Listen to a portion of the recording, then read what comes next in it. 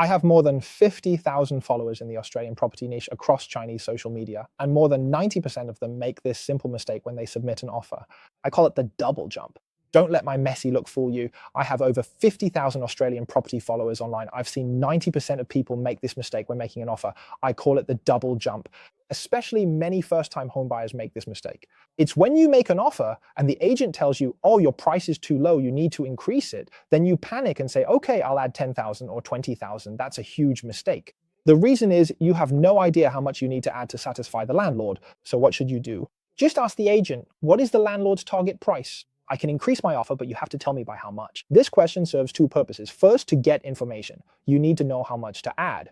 Adding 1,000 is an increase, and so is adding 100,000. For example, your first offer is 800,000. He says you need to add more. You increase it to 820,000, and only then does he say the landlord's target is 850,000. Then you split the difference and pay 835,000.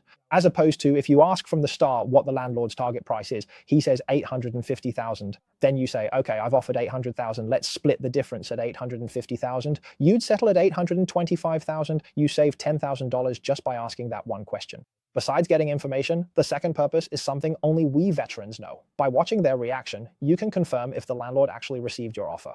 Often, don't be naive. The landlord doesn't even know there's such an offer, okay? Do you think agents always play by the rules? So when you ask how much the landlord wants, if he hesitates or just ignores you, then most likely your price is nowhere near enough. Either a competitor made a very high offer or the landlord's expectations are very high. I suggest you just give up and don't waste your time. So the right way is what I call a low ball, or the ground ball strategy. That is, the first offer is usually a bit lower to test the landlord and the competition. But at the same time, I'll definitely tell the agent I can increase my offer, but I need to know the landlord's expectations. That's why when I buy houses for my clients, many times they are bought at a discounted price. There's a lot of skill involved in negotiation.